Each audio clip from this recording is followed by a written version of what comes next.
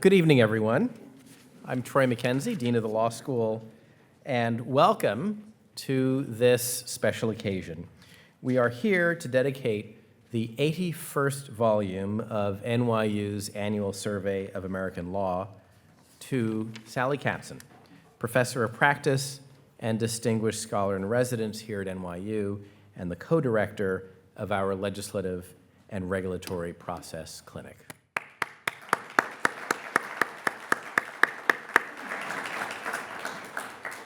As many of you know, each year, the annual survey dedicates its forthcoming volume to an individual who has made substantial contributions to the law.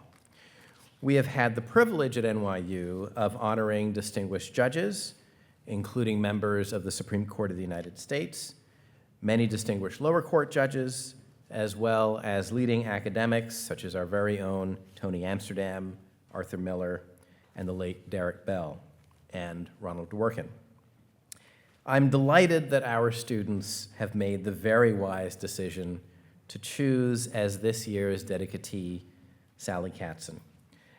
Before we begin, I just wanted to take a few moments to acknowledge the incredible efforts of the team that has put this event together, Penelope Fernandez, Katie Shirley, and many others who have worked in order to make this a seamless and wonderful dedication event.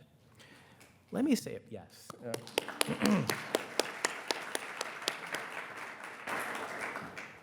So I won't talk too long, I promise, Sally, but let me say a little bit about Sally.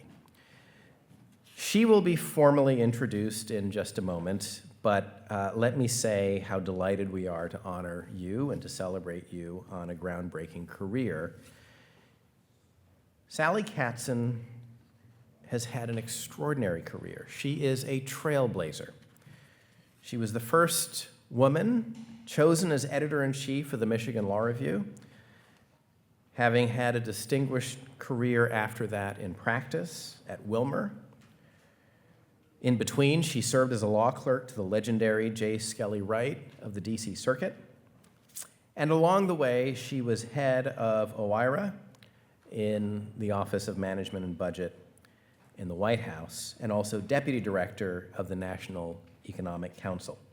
I could go on and on and on.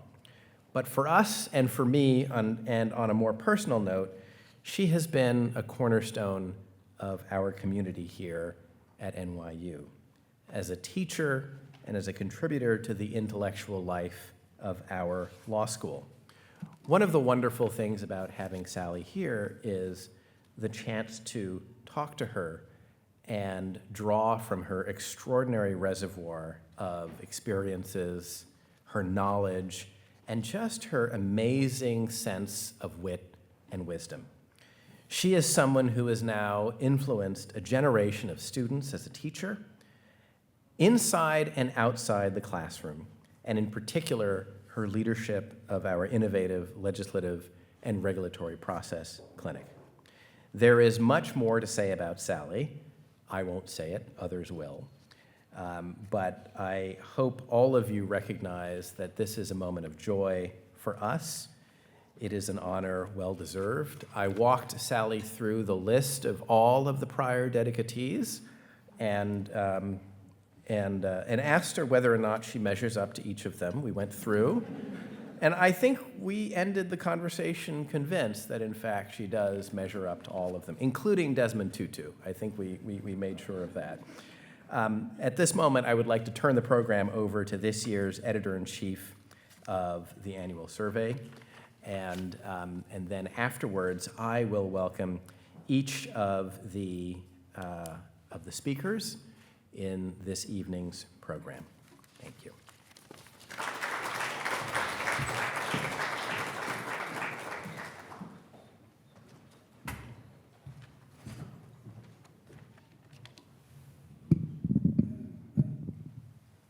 Good evening.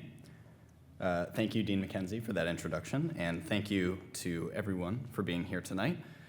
In particular, I'd like to thank everyone on Annual Survey for their contributions to the journal, for their contributions this year and for the rest of the year. Events like tonight wouldn't be possible without all of you, so thank you. For those who don't know me, I'm Max Miller. I'm the editor-in-chief of NYU Annual Survey of American Law. On behalf of all of Annual Survey, welcome to this year's dedication ceremony, where we are more than honored to be dedicating our 81st volume to Professor Sally Katzen. If you're unfamiliar with Annual Survey, our journal was founded in the 1940s by NYU law faculty members with the purpose of publishing practitioner-oriented scholarship. Specifically, we pay special attention to emerging legal trends, significant court decisions and legislation, and other practitioner-facing legal developments. To further achieve the journal's mission of engaging with those who have contributed to the development of American law in an outstanding manner, the journal selects an individual each year who has done just that, advanced American law in a way that few others have. These individuals include former and current judges and Supreme Court justices, distinguished academics and thinkers, and other profoundly impactful practitioners. So, when we thought about to whom this journal's forthcoming issue should be dedicated, Professor Katzen was an obvious decision, as few has contributed to American law as deeply and for as long as she has. Professor Katzen's career of transforming the legal field began when she was at Michigan Law, where she graduated magna cum laude. While at Michigan Law, she was the first woman to serve as editor-in-chief of the Michigan Law Review, doing so at a time when few women were even admitted to the nation's law schools. She then went on to clerk for Judge Skelly Wright on the U.S. Court of Appeals for the D.C. Circuit, beginning what would be a profoundly influential career. Professor Katzen continued to push American law forward after her clerkship, joining the ranks of one of the nation's premier law firms, Wilmer, Cutler & Pickering, now Wilmer Hale, where she eventually became a partner.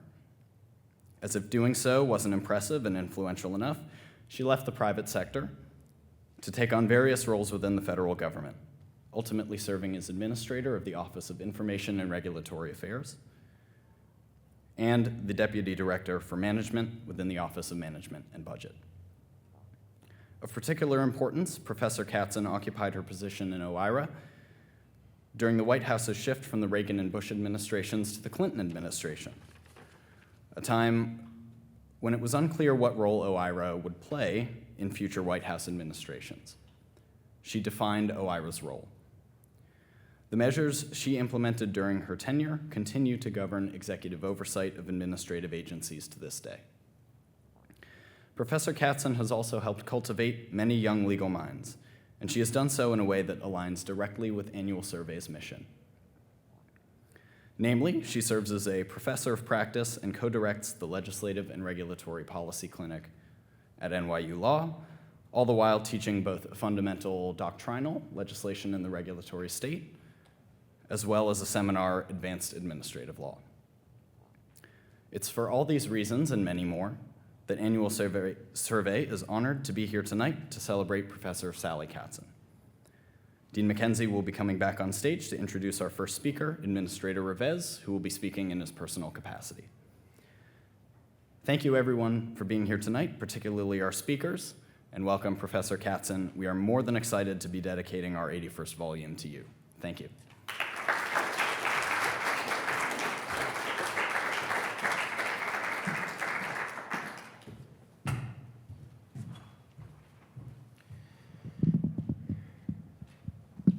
Our first speaker, Ricky Revesz, needs no introduction, but I'm going to do it anyway because it feels good to introduce Ricky. Ricky is a distinguished figure both in legal academia and in public service. He is the Ann Bryce Professor of Law here at NYU, and he is, of course, Dean Emeritus.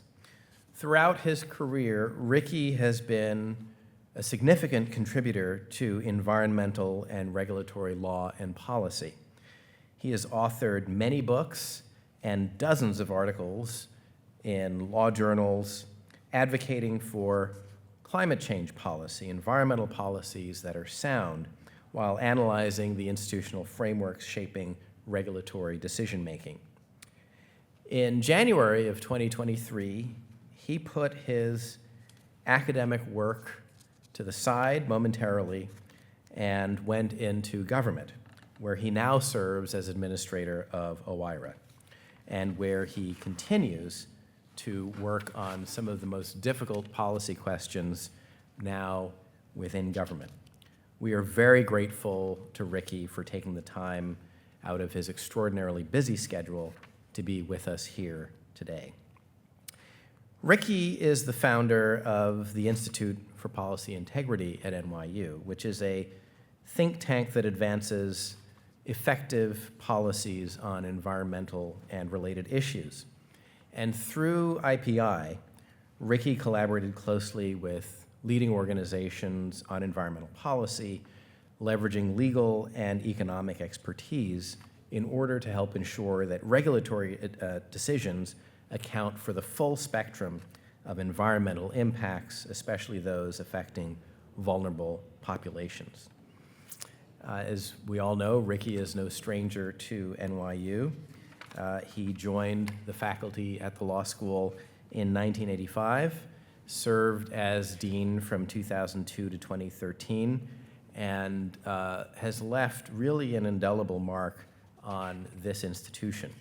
Many of us here, including yours truly, owe our position on this faculty to Ricky's energy and vision as dean. And I know personally I have extremely large shoes to fill. So please join me in welcoming Ricky Revesz.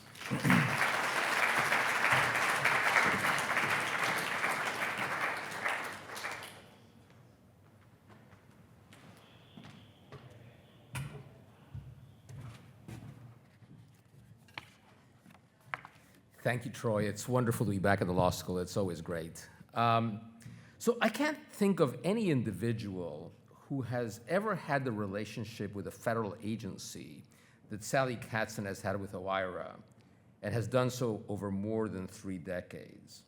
She is both the George Washington and the den mother of the agency I now have the honor to lead. Now, some of you may be wondering, what is OIRA, and is being the George Washington of this agency actually significant? The acronym stands, as was already said, for Office of Information and Regulatory Affairs.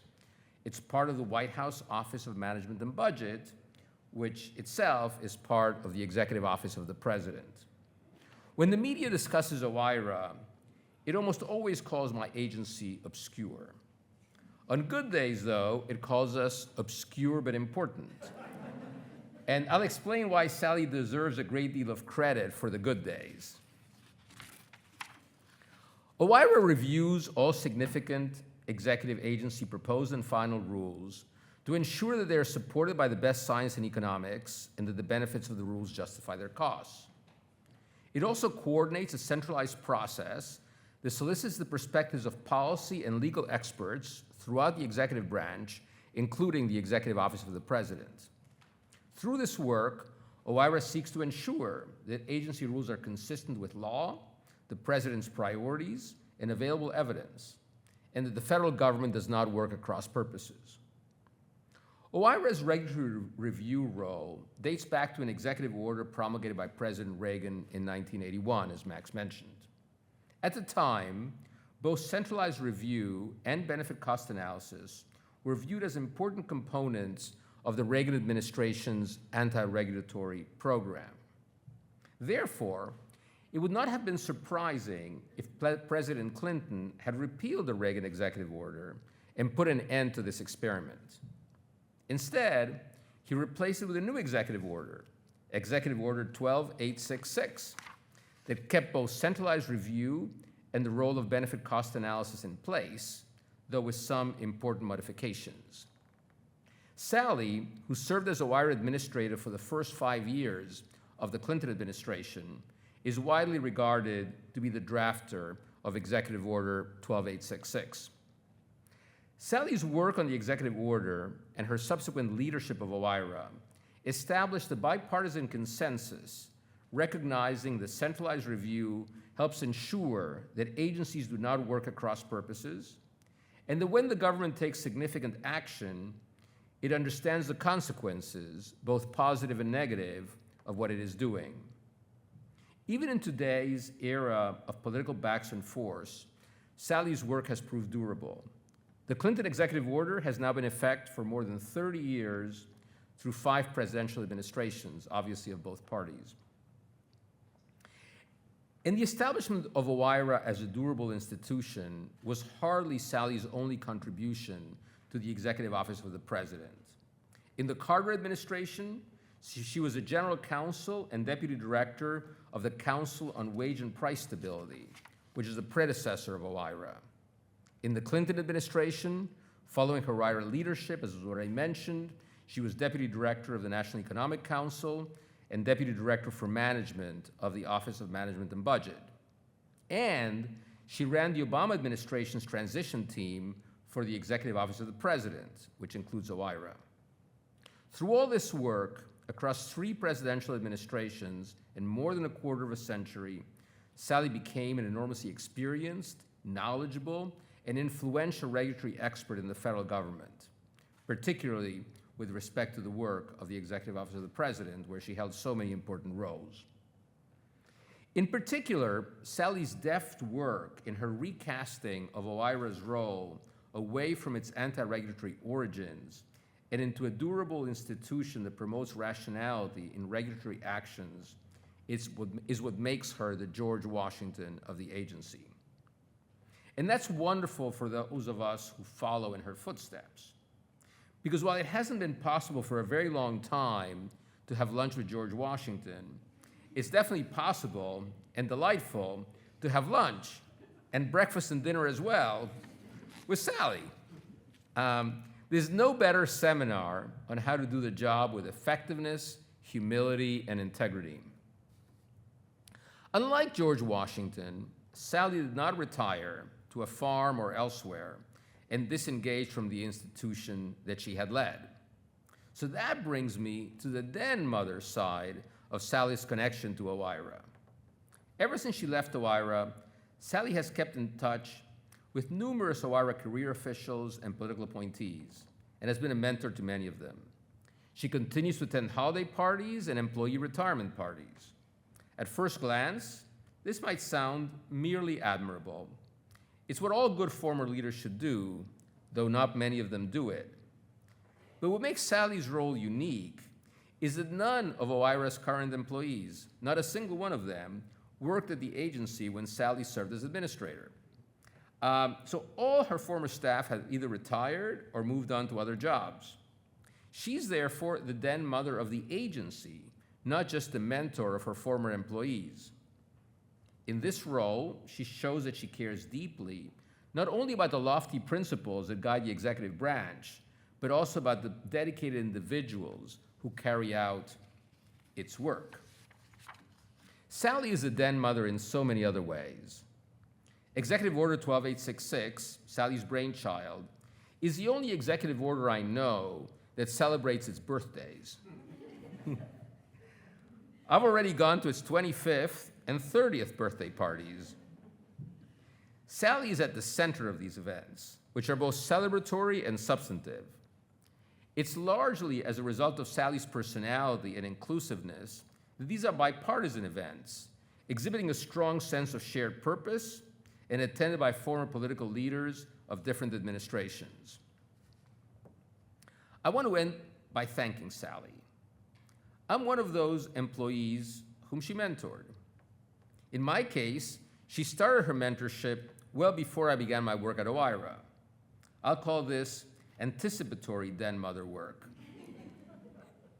And I owe her an enormous debt of gratitude for my own scholarship. For example, my 2 co-author books that deal significantly with OIRA resulted from an exchange I had with Sally at a conference about the effects of interest groups in the development of benefit cost analysis. The encouragement of someone as distinguished as Sally convinced me that it was worth investing further effort in this work. One of my proudest accomplishments during my 11 years as Dean of NYU Law School was persuading Sally and Bob Bauer, who will speak next, to come to NYU and, among other things, run our DC clinic, which has now been in operation for more than a decade. This clinic provides a truly extraordinary experience for its students, launching many of them into careers by opening the doors of government agencies that would otherwise have been closed to people just graduating from law school. I was actually standing on the alley that separates the West Wing from the old executive office building just a few weeks ago, and I ran into one such student from Sally's clinic. He's now graduated more than a decade ago, and he's now a significant figure in the national security space. And he started his career right out of law school, working in the general counsel's office of an intelligence agency that did not hire people out of law school. And the reason that this student was hired was because Sally called the general counsel and told the general counsel that he had to do this. And people don't say no to Sally. And in my current role, I'm a beneficiary of this wonderful DC clinic, which each of the last 2 years has placed 2 spectacularly talented students to work full-time for a semester with OIRA, each time one in my front office, who's part of my morning meetings every single day. Thank you, Sally, for all you have done over such a long time to nurture both an institution and the individuals who carry out its work, myself included. While the George Washington and then Mother labels might seem like an uneasy fit, you embody both perfectly. Thank you, Sally.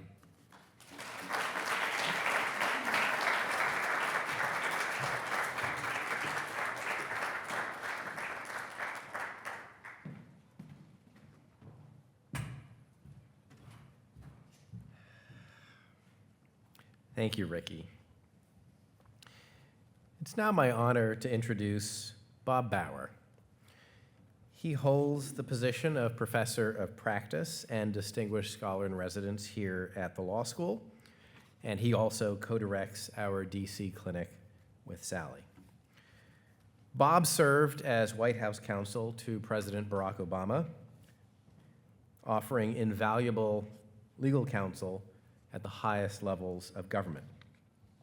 President Obama further entrusted him with significant responsibilities, appointing him as co-chair of the Presidential Commission on Election Administration in 2013, and as co-chair of, and then President Biden appointed him as co-chair of the Presidential Commission on the Supreme Court of the United States in 2021.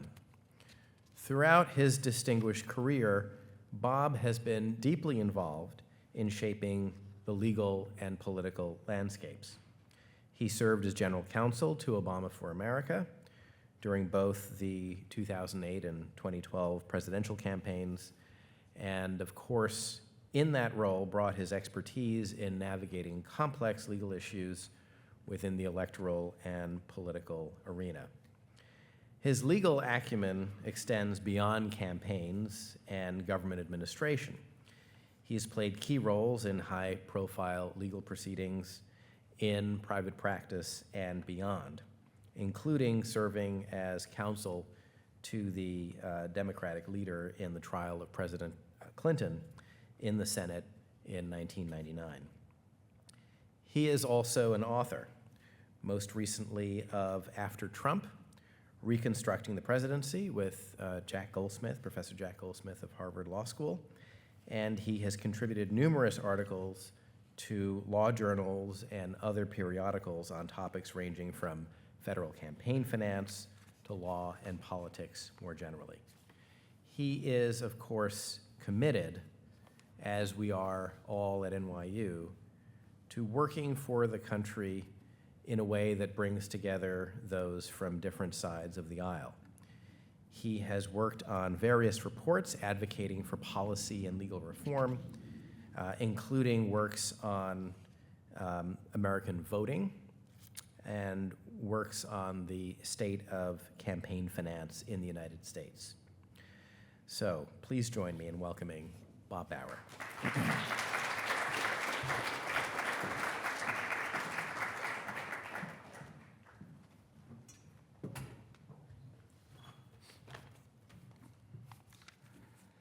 So this is how I came to meet Sally. I was walking one day from my office to the elevator on the 3rd floor here when Sally ambushed me, did not intercept me, did not greet me, but ambushed me, and within a matter of minutes, just minutes, had drafted me to be co-director with her of the Legislative and Regulatory Process Clinic. And as Dean Revesz said just a few minutes ago, you don't say no to Sally. So by the time I reached the ground floor, I was the co-director of the Legislative and Regulatory Process Clinic. And as you know, we, in that role, accept students on application for a semester's placement with government law offices in Congress and the executive branch, sometimes with law offices and NGOs, and we supplement this practical experience with a weekly seminar and a paper. Sally made the case to me in compelling terms, and I mentioned, of course, her unwillingness to take no for an answer, but that persuasiveness, this not taking no for an answer quality that she has to an extraordinary degree, has helped us make the clinic work the way it does. In arranging for placements for students with agencies, in some cases that haven't taken in externs from other law schools, Sally places our externs in their agencies. They give in after Sally has conducted a month-long siege with multiple emails and the exercise of considerable charm in multiple phone calls. And she also is always persuasive in arranging, for example, for Supreme Court tickets for the annual trip we take to the United States Supreme Court. And she arranges furthermore for the Solicitor General's office to meet with our students, just the Solicitor General's office and our students, either the Solicitor General or an assistant, to discuss the argument that she has been successfully arranging before that visit takes place. So we discuss with the Assistant Solicitor General the argument that that office has just been making before the court. So I think it's clear to you that when I say I am co-director of the Legislative and Regulatory Process Clinic, I'm really actually Sally's assistant. And that's fine with me, because there's much that Sally does I couldn't possibly do myself, or well. I'm an admirer of what Sally stands for, what she represents as a lawyer and a legal educator. And I have seen what she means to the students that we have taught together. Let's begin with craft values, the art of lawyering, sifting through fact and law, discarding what is unimportant, zeroing in on the essentials, and anticipating where the law might be going rather than getting stuck in stale histories and old ways of framing and addressing hard legal issues. And when the end result of this work is advocacy, making the strongest case possible. What a lawyer she is. What a lawyer you are. I never told her that to her face. Now let's move on to professional integrity, and on that score, there can be no conceivable question, reservation, objection, or qualification about Sally. Let me say this, she is clear in her views, but in this time in particular, so importantly, respectful of the views of others, clear in her expression, but precise in her choice of words, never seeking to show off or pull the wool over anybody's eyes. She models that behavior for our students. As you've heard, she has served in high positions in government. She's been in our nation's capital, and very visibly so, for a long time. And I can report from that corner of the world, where I reside most of the time, that in this tense and polarized period, Sally is highly respected by Democrats and Republicans alike. No minor achievement in this day and age. She has testified countless times as a well-respected expert, a nationally recognized expert on administrative law, and now out of government, she still receives requests for testimony because she knows what she's talking about. And in the world of Capitol Hill theatrics, she offers a refuge where substance and informed guidance may be blessedly rediscovered. She's an excellent lawyer with character to match. Other lawyers of this caliber, of her technical caliber, are found in DC, but not always in abundant supply when most needed or in the right places at the right time. And those who have the technical skills with the character to match, even rarer indeed. Sally recognizes the special responsibilities that lawyers in government play. I teach a course on government lawyering ethics here at the law school that the law school was kind enough to allow me to devise, entitled The Role of the Lawyers in Public Life. Sally has been such a lawyer, possessing the keenest sense of what is required of lawyers who serve the public and fulfill major public responsibilities. We know from bitter experience, recent and in our past history, that some lawyers privileged to have these opportunities are bewitched by the prospects of political advancement and self-interest. They want to please the boss, or score one for the home team, or read about their achievements in the press. Sally is old school. She'll have none of that. So let me tell you a story. A senior government official, a lawyer appointed to a significant policy-making role, once asked Sally and me, both of whom she knew, to have lunch with her in the West Wing. And the official was asking our advice based on our own experiences in government about how to think about her new job, how to define success and bring it about. What were, she asked, the pitfalls? What are the problems that she should avoid? What are the advantages she should seek to exploit? Sally opened with this one-word counsel, first thing out of her mouth: discretion. The government is a leaky, gossipy place, particularly at the highest levels. People trade on information or make a display of possessing it. Stay away from those people, she advised. Don't let them recruit you into their schemes. Build trust in your discretion. So that's how she started, on that level, on an ethical level, not, hey, you're going to be big and powerful and famous, enjoy every minute of it. Be that kind of lawyer in government, a lawyer in a public role. She didn't provide tips on how that official might expand her portfolio or map out her moves in palace intrigues or build backdoor alliances on Capitol Hill or build a following for herself in the press. Her emphasis in the first instance was, yes, be a professional, attract notice, make a name for yourself, but for all the right reasons and in the right way. This is one of Sally's great strengths in the classroom, what she communicates to our students about what kind of lawyers they should aspire to be.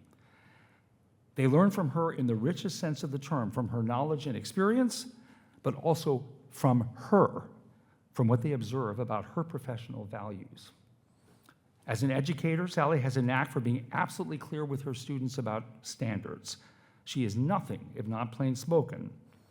But like any fine teacher, she uses the occasion to express confidence that if they work hard enough, if they care enough, they will meet her expectations and build expectations of their own for themselves. Her message is this: this is what needs to be done, this is how you go about doing it, and yes, you will succeed at this task if you care enough.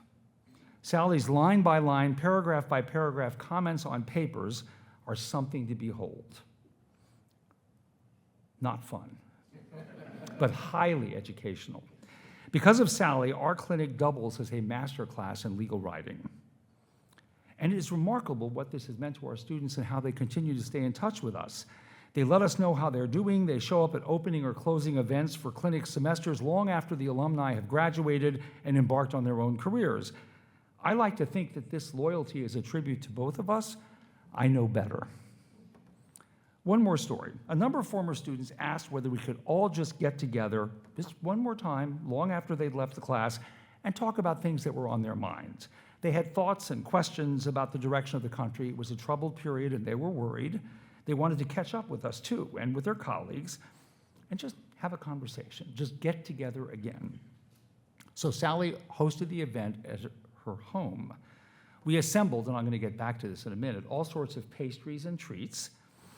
We talked for 2 hours. Former students, they contacted us. They asked to come be with us. Sally presided. Now, speaking of treats, Sally is incorruptible, but she, tip to all of you who would like to move her in a particular direction, loves chocolate. For that matter, almost anything with sugar in it. If you are looking to soften Sally up for some line of argument, put aside for a moment the disciplines of the craft. Instead, start with confectionery sugar and cocoa. In a volume entitled American Smooth, which was published in 2004, the poet Rita Dove has written her own tribute to chocolate in a poem by that name that includes this line: "For a taste of you, chocolate, any woman could rumble to ruin." Sally, I'm just saying. I'm grateful to have given these remarks, or have been given the opportunity to give these remarks, because I so treasure working with Sally, so respect her, and so glad she intercepted me years ago on my way to the third floor elevator in Vanderbilt Hall, because it has made possible this wonderful professional experience and personal friendship. I hate to think what would have happened if I had just taken the stairs.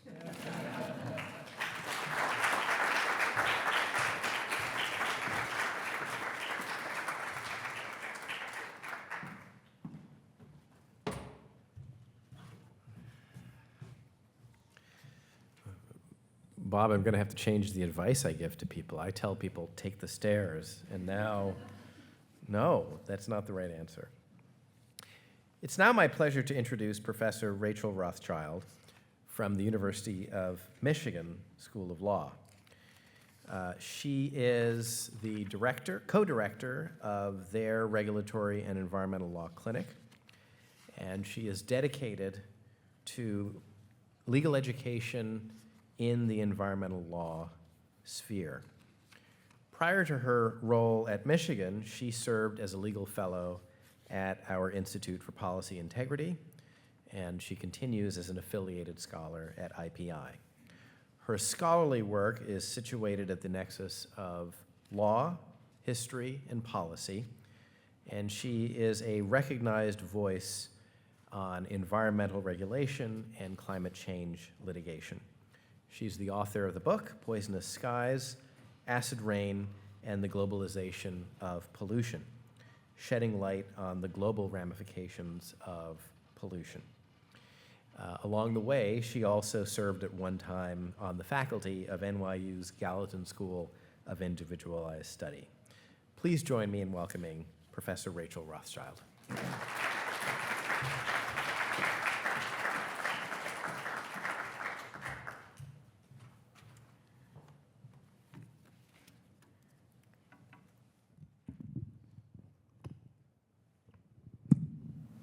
Okay. I think you can hear me all. It's so great to be here with you tonight. I have been excitedly waiting for this opportunity to speak to you all about Sally. I don't think you could find anyone more deserving of this award than she is. So you've heard this evening about her extraordinary professional accomplishments and the indelible mark she has made on administrative law over the course of her career. But in addition to her achievements in government service and private practice, Sally will leave a lasting and significant legacy through the students that she's taught here at NYU. I hope I can do justice to the enormous role that she has played in my life and those of so many others.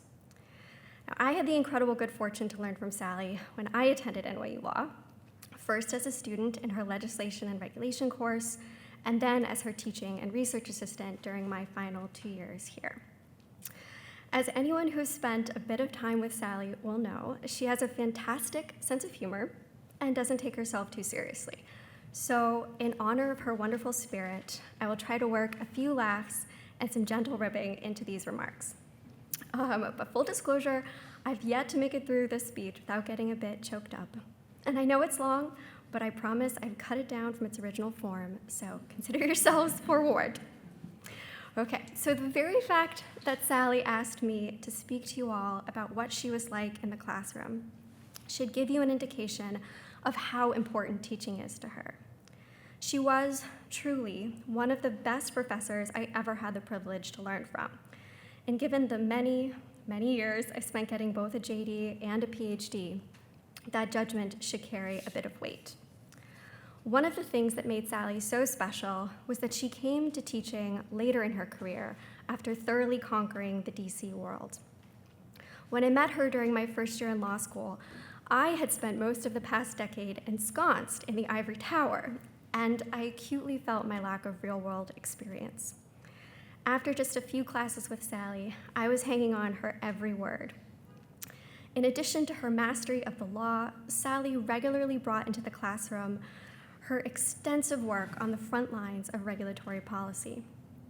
I nearly fell out of my chair when, after grilling a student about some confusing phrases in Executive Order 12866, Sally confessed to us that she, in fact, had drafted it. I soaked up her wealth of knowledge about government and her stories from the trenches, and I know my classmates did too.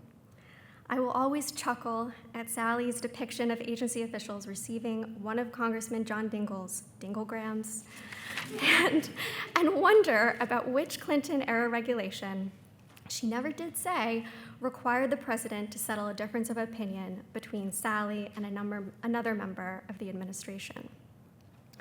My phenomenal experience of Sally as Sally's student is not unique. Sally made a point of getting to know everyone in my 90-person section and identifying the individual talents of my classmates. She remembered who among us had worked in Congress and could be called upon to discuss the messy process of legislative drafting. She knew who had scientific training and could reflect upon the challenges of integrating technical expertise into the rulemaking process.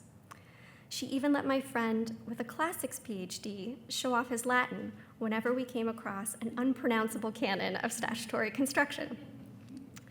As I was drafting these remarks, I reached out to former NYU students to get their thoughts on her teaching, and the response from my fellow alums was overwhelming. Sally's ears would burn from the effusive praise sent my way.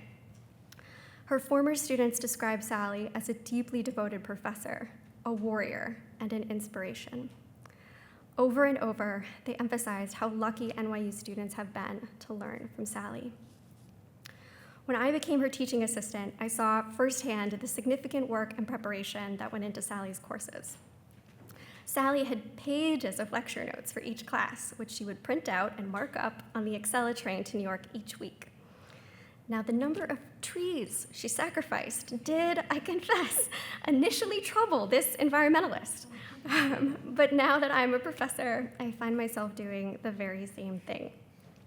Sally taught me how to design and pace a class so that students not only come away with a thorough understanding of particular legal concepts, but also have a bit of fun in the process.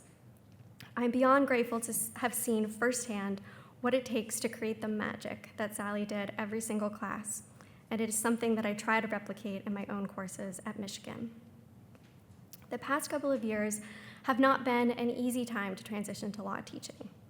The country seems to be growing increasingly polarized, and the legal community is no exception to these trends. But if one were looking for a model of how professors can foster discussions on contentious subjects with poise and charm, Sally is it. While she made no secret of her own opinions, Sally took pains to make sure her students critically examined multiple perspectives and engaged those with opposing views.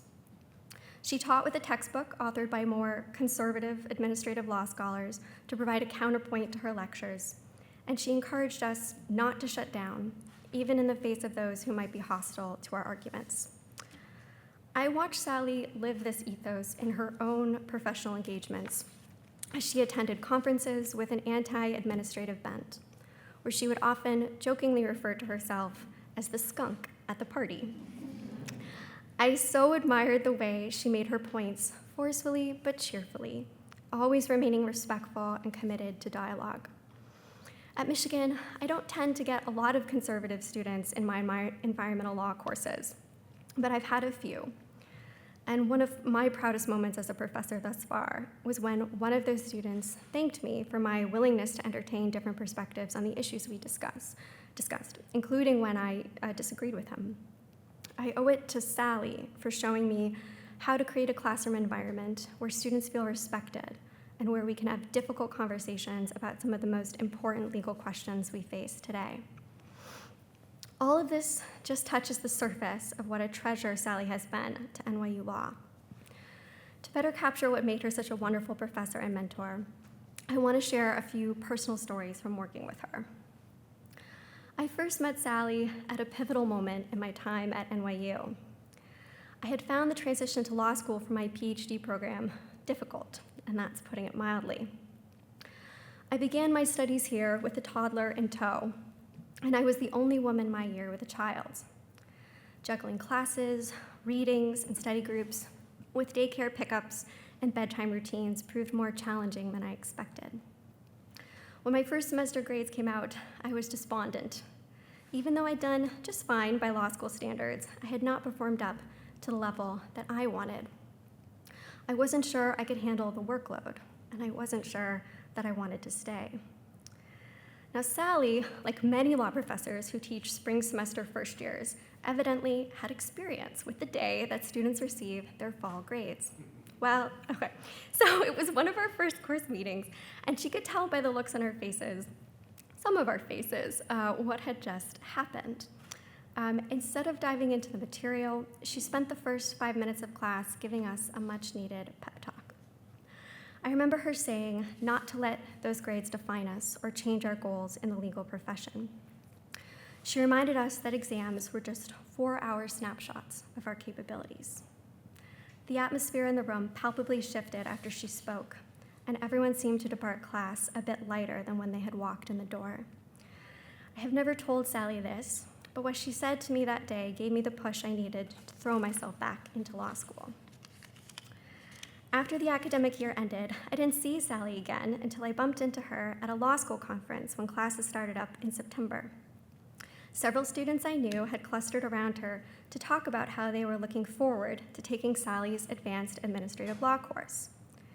When I mentioned to the group how sad I was that I couldn't enroll because of a scheduling conflict, Sally offered to have me work as her research and teaching assistant so I could learn the material that way instead. I said yes on the spot, in utter disbelief at my luck in running into her that day and determined to make the most of the opportunity to work with her. Over the next 2 years, Sally became one of my most trusted mentors and confidants. When she learned that I had been juggling law school with a small child, she started bringing a special treat for my son nearly every time she saw me. As Bob Bauer mentioned, Sally has quite a sweet tooth.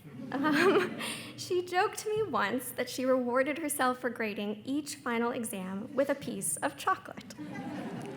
So these were not some run-of-the-mill selections of sweets that you might find at the corner store, but the finest treats you can find in New York City.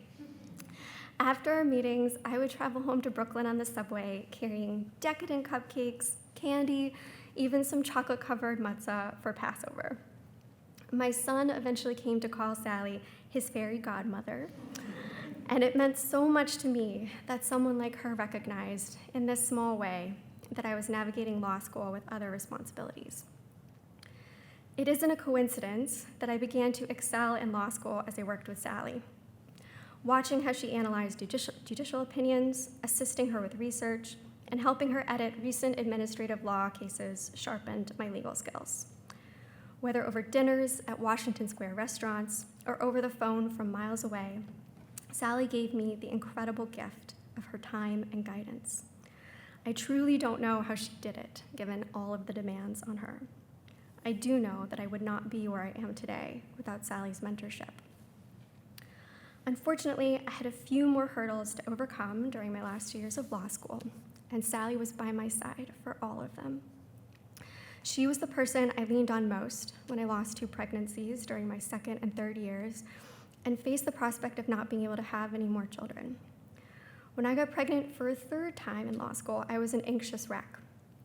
Sally checked in on me often and kept my spirits up as I made it through each critical milestone and prenatal test. And then, several months later, the pandemic hit. In the early days of March, just before the city shut down, I received a frantic call from Sally. She sounded awful and was obviously very sick. I felt absolute terror, fearing that she had caught this novel virus. But Sally reassured me that she would be all right and quickly turned her attention to me. She was worried that I had caught whatever virus she had since I had seen her only a few days before. She was worried about my baby. And what was certainly a frightening moment for her, Sally was more concerned about my well-being. Thankfully, we both made it through that period relatively unscathed. I gave birth to a healthy baby boy shortly after I graduated. But I could not have managed those early pandemic months without her support.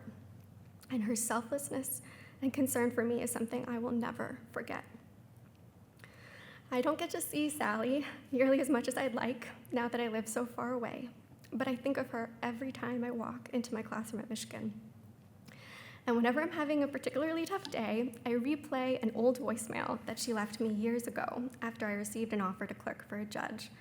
Yes, Sally, I still have it saved, and I can prove it afterwards. Sally had reached out to congratulate me, but I missed her call when I was on the subway home from my interview. Among other things, she wanted to tell me that I had achieved my success not just because of my academic accomplishments, but also because of how I treated people. If that's true of anyone, though, it's true of Sally. Her success as a professor and a mentor is a testament to Sally's kindness, generosity, and character. With all of my love, thank you, Sally, for everything you've done for me and countless other students at NYU.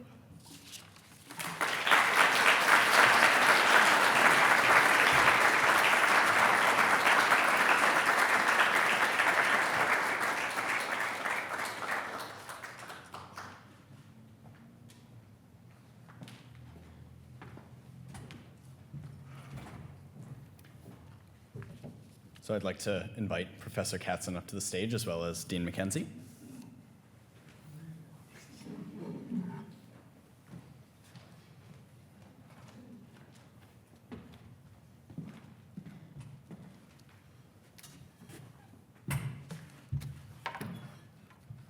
Professor Katzen, on behalf of the New York University Annual Survey of American Law, I'd like to dedicate our 81st volume to you in honor of your contributions to American law.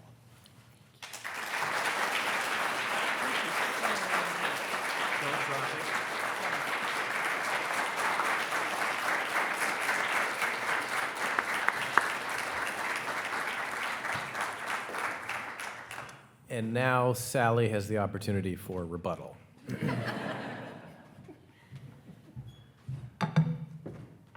Wow. I so appreciate this special honor. Thanks to the board of the American Law Survey, and thanks to my colleagues, students, and friends for attending this afternoon. According to my research, and my TAs and RAs will tell you that is not my strongest suit, this distinction goes back to 1942, which coincidentally is the year of my birth, and has been given to many of my heroes and heroines. I'm very grateful to have been invited to join this illustrious group. My great thanks to Troy, Ricky, Bob, and Rachel. A cautionary note: they are too kind. Don't believe everything you have heard today. Now, my father, if he were still alive, would have believed everything they said. My mother would have been dubious at best. And my brother drove today from Pittsburgh. Thanks so much for coming, Bob. It means the world to me. He will confirm that I am correct about our parents. I wish our son could be with us today, but he is practicing law on the other coast and is in trial right now. In any event, the speakers were absolutely wonderful. Troy is very good. Now, you've had a lot of practice with these kinds of things, but you're always elegant, informative, and to the point. Thank you. I have special debt to Ricky for convincing me to try teaching at NYU when I was quite intimidated by the big city.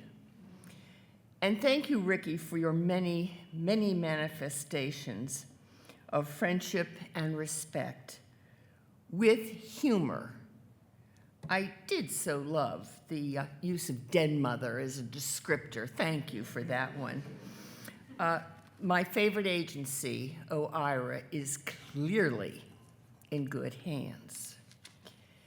Bob and I have been teaching together for over a decade, and I can think of no one as courteous, collaborative, and collegial and kind as he has been. He also keeps me humble, very important. As for Rachel, perhaps the best compensation for teaching is watching your students get it. Appreciate what you are offering them inside and outside the classroom, and then incorporate some small part of it in pursuing their own interests. She's only one of many TAs that I have had the pleasure of working with, but she is very, very dear for me. And I thank you from flying from Ann Arbor. University of Michigan is where I went to law school. Go Blue, to be with us today. I understand that she is getting rave reviews for her teaching, and I'm not the least bit surprised. Now, having been given a microphone, a captive audience, and an opportunity to speak my mind in these troubled times, I'd like to touch on the head notes. This is when we did research by looking at the books, or the short version, if you will, about where I'm coming from, what I'm concerned about, and what I hope for the future. Now, as you all know, my field is administrative law and regulatory process, which is currently undergoing sweeping changes. That's putting it mildly. In just the last few years, the Supreme Court has been greatly troubled by the growth of the administrative state, and it has increasingly questioned the legitimacy of, and then started cutting back on the ability of the agencies to function effectively. The court has, among other things, in no particular order of importance, put into practice and put in place and into regular practice the major questions doctrine. See most recently West Virginia versus EPA and NFIB versus OSHA. Now, to be sure, there are antecedents in Brown and Williamson versus FDA. But I think Sandra Day O'Connor would be surprised, and not pleasantly, by the transformation from its use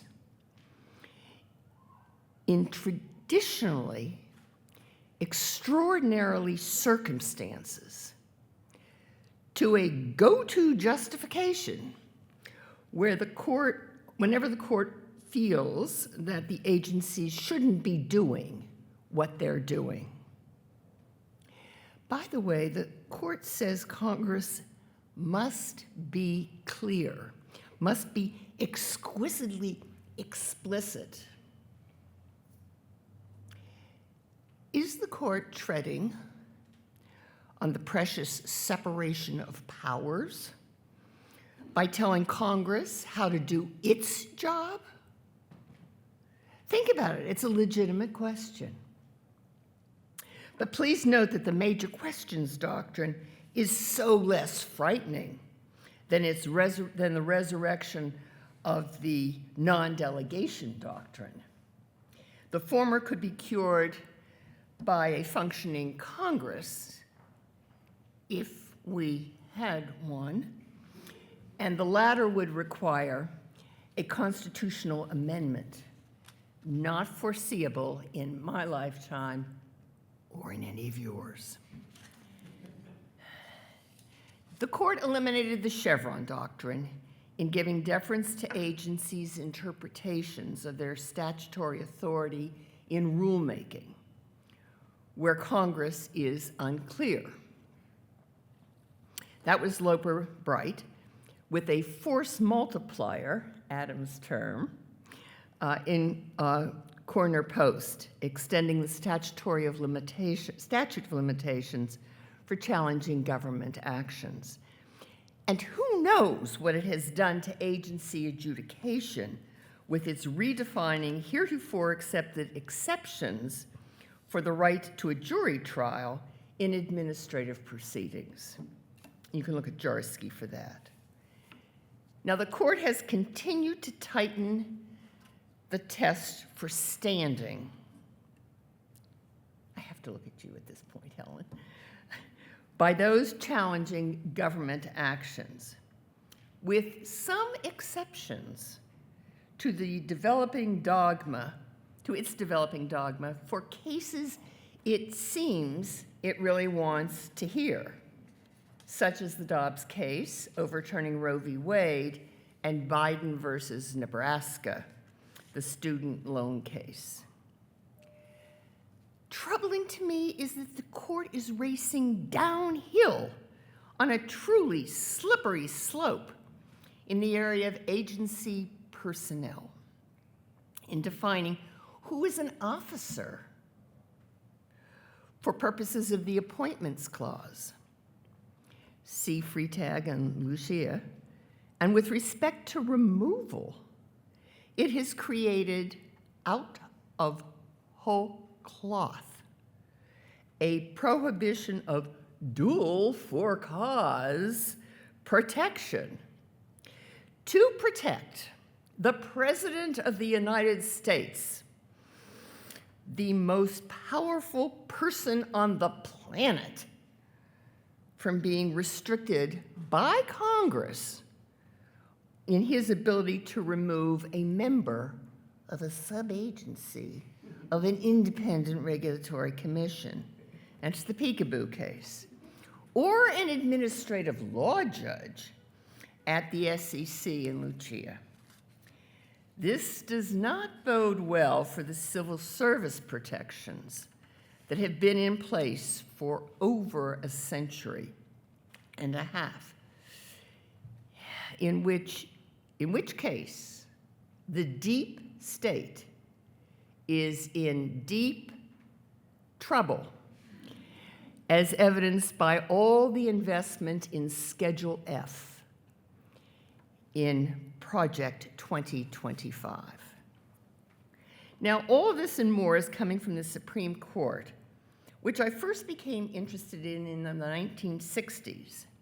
Then the court, the Warren Court, reflected my own values in opening access to the courts, in protecting minority rights, in expanding our notions of rights and privileges, and respecting the expertise and experience of administrative agencies that carry out the many complicated aspects of translating congressional words into operative practices. Only now can I appreciate the deep discontent of conservatives when the New Deal and then the Warren Court changed the law as they knew it. They were mostly aghast and very disturbed. But appreciating what they might have thought then doesn't make me feel any better now. Regrettably, it is not just the Supreme Court that's part of the threat to the administrative state.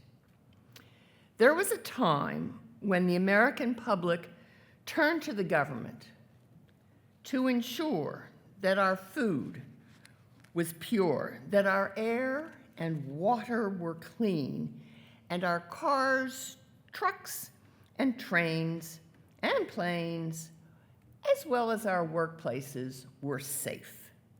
We trusted the government to verify the safety and efficacy of our drugs, that our money was secure in various financial institutions, and that our markets were fair and competitive.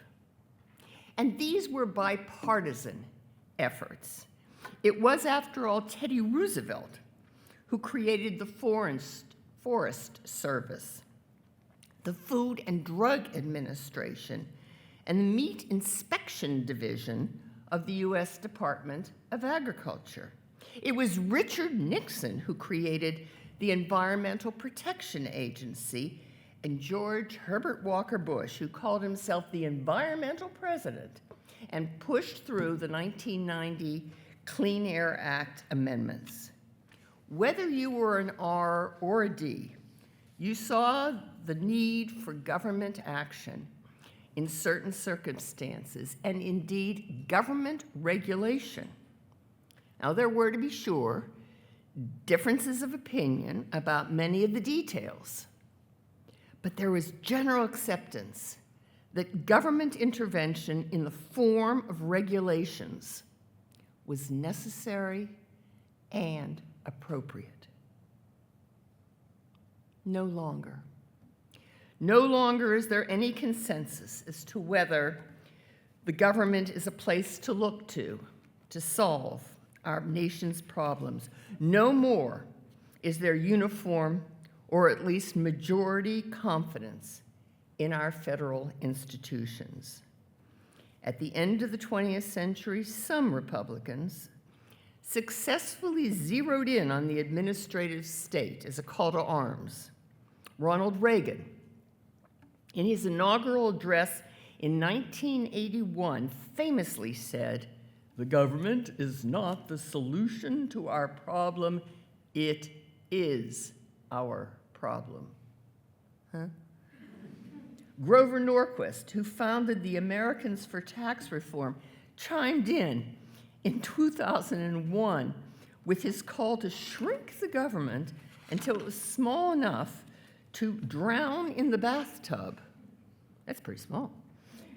From the 80s to the present, some Republicans running for office followed this winning script.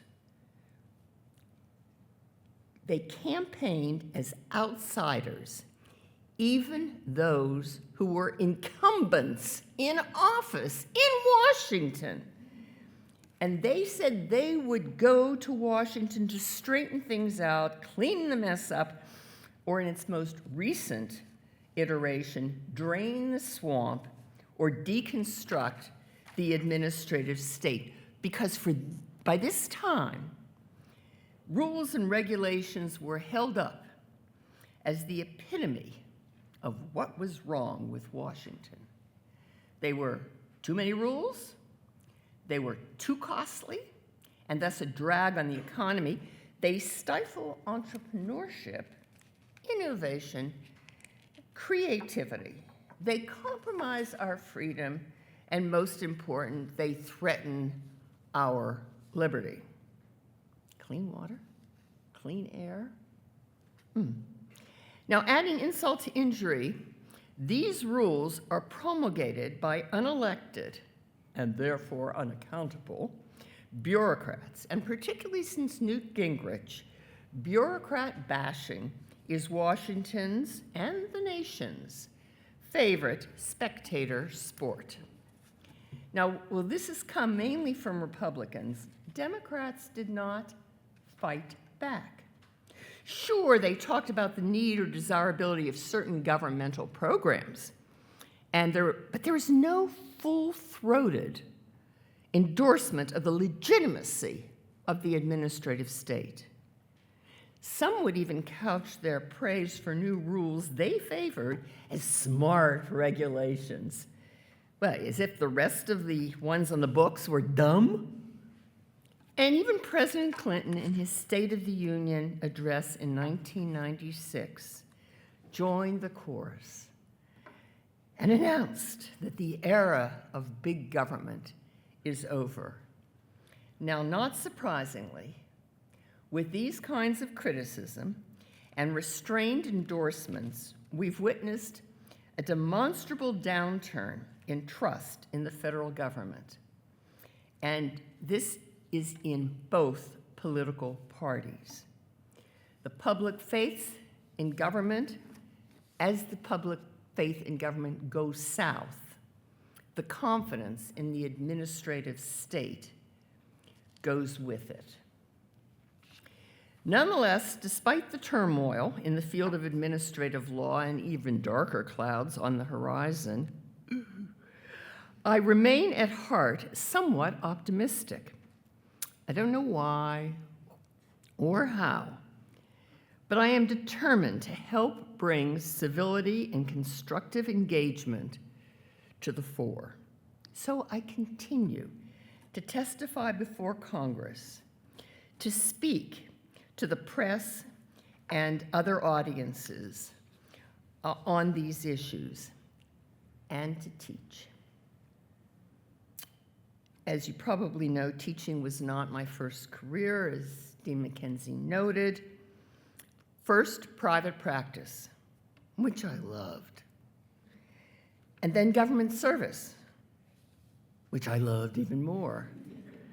When I left government, I took some time off and cleaned out our medicine chests, cabinets, and then one day, I called my husband in his chambers to announce that I had just alphabetized the spices.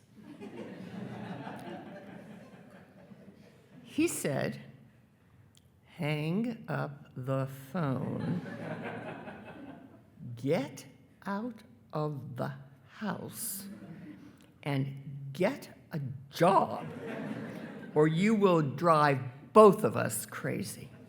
"What should I do?" I asked. He said, "You always wanted to inspire young people to work for the government, so go teach." And thus began my third career. Teaching has many rewards. It keeps you young, learning from your students what they care about, what they value, and what they want for themselves and for our society. It keeps you humble. The students at NYU are very smart and well-versed in some aspects of the government and freewheeling in their comments or criticism of conventional wisdom. So I get to rethink, recalibrate, and sometimes even outright change my views. I trust my students have gotten a lot from me. I hope they know that I have learned a lot from them. I have loved teaching and have been rewarded by having so many of my students choose careers in or devote a few years of their professional lives to public service. Public service is indeed a noble calling, whether as a career civil servant or as a political appointee, whether as a lawyer or a policy person, whether in the federal government or at the state and local level. There's so much that can and should be done by thoughtful, talented, dedicated, responsible, and responsive people to help restore faith in government and confidence in its ability to confront and solve the pressing problems of the day for the American people. My husband was right, as he usually is, and he knows me so well. He has been so encouraging and supportive throughout my career. I could not have accomplished what I have without him, and am delighted to acknowledge publicly my indebtedness and great love for him. And now I don't want to overextend my welcome, so I'll simply say to all assembled, thank you from the bottom of my heart for this great honor.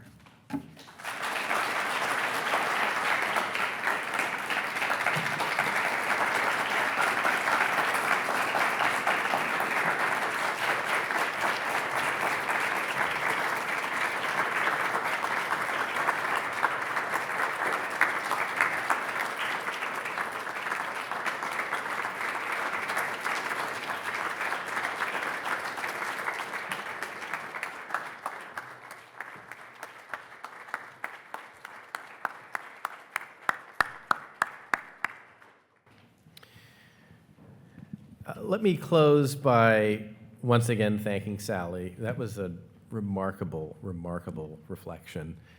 For those of us who love teaching, you captured in such a brilliant way the joy of teaching, the challenge of teaching, and boy, are you good at it. So thank you so much, Sally.